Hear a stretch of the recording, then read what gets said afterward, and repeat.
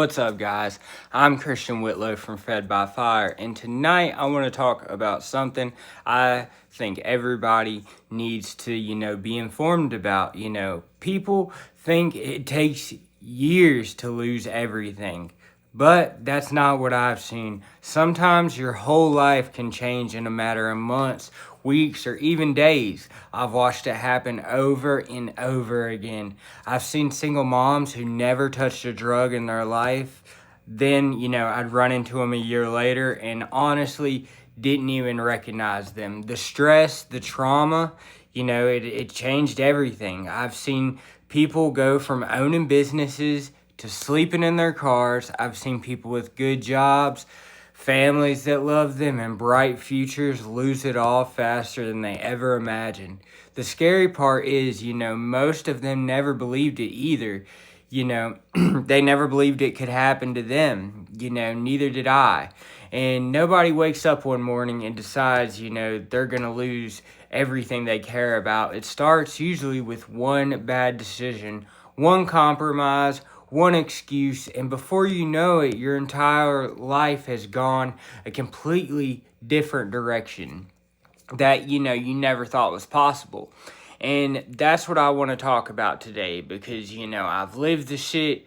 I've watched it happen to people I love, people I care about, and I think there are lessons here that every single one of us can learn from. And one thing I learned is that most of us have a real hard head. Just like me, we have a real hard head and a real soft ass.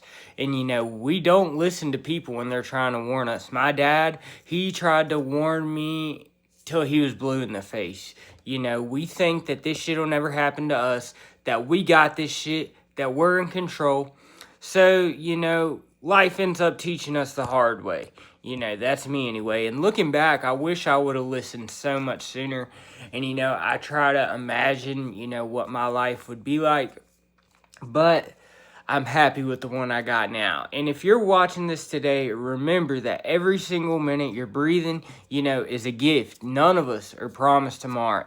And I know that sounds corny as shit, but every day you wake up is another chance to make, one good decision that moves your life in the right direction. Whenever, I start getting discouraged or mad, feeling like life isn't going my way, when I'm at work and somebody pisses me off, and the old Christian definitely would be like, fuck you, motherfucker, this uniform come off, and lose my temper. But when I go to lose my temper, I see my little girl's face in my head. And, I do something simple when I get frustrated or get angry or, just get in basically a panic attack mode is I count 10 things that I'm grateful for.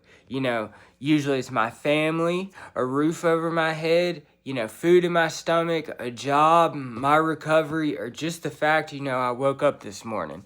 Then I think about, how detrimental those things are to my life, and I think about how fast every one of those things could be taken away, and that changes my perspective every single time. Gratitude won't solve, all your problems. It'll remind you that, you still got something worth fighting for, and as long as you've got that, you've got a reason to keep moving forward. And, before I wrap this up, I want to leave you with something, the numbers don't lie. Every year, an estimated 8.9 million Americans 12 and older misuse opioids. Around 5.7 million people are living with opioid use disorder. About 12.7 million adults fill an opioid prescription every year. And between 3 and 12% of people that are prescribed opioids for pain develop addiction. Around 660,000 people reportedly, are on H, and nearly 80% of them say that they first misused prescription pain pills, as I did, you know. And if you're one of those people, you know, if you feel counted out, if you feel, you know, like you've gone too far, this message is for you. You know, the people I respect the most aren't the ones who had an easy life, you know. God always said, like, one of the things I always heard growing up is, you know, God gives the hardest battles to the strongest warriors, you know, and they're people that have crawled out of hell without living within any type of victim mentality. And, you know, I used to spend days being like, you know, poor me, you know, and everybody that I know that's like that, they've been through some real shit, but they decided they weren't going to let that define the rest of my life.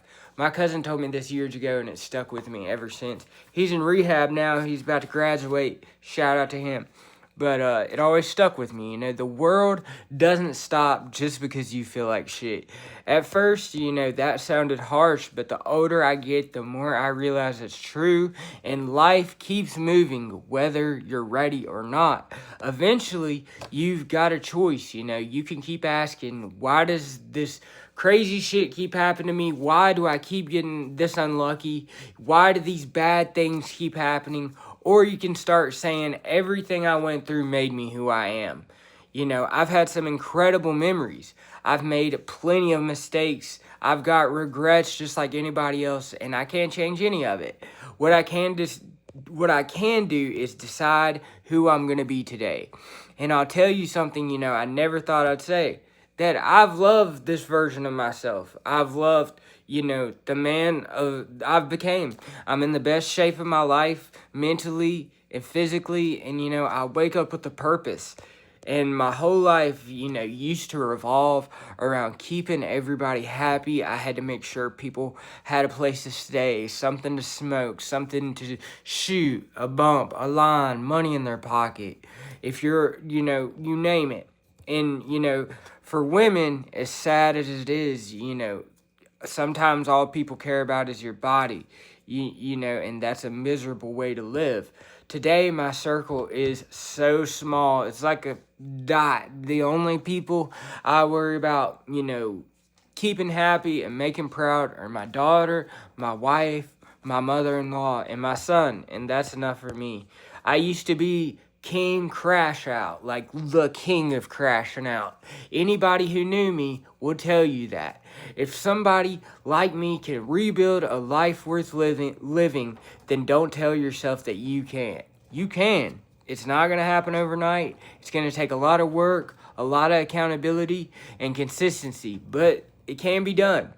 If you're still breathing and you're not finished and your story isn't over, keep fighting. Keep showing up, keep stacking good decisions, you know, and one day you will look back and realize the first, you know, realize that shit that almost destroyed you is the same thing, you know, that can forge you into the person you were meant to become.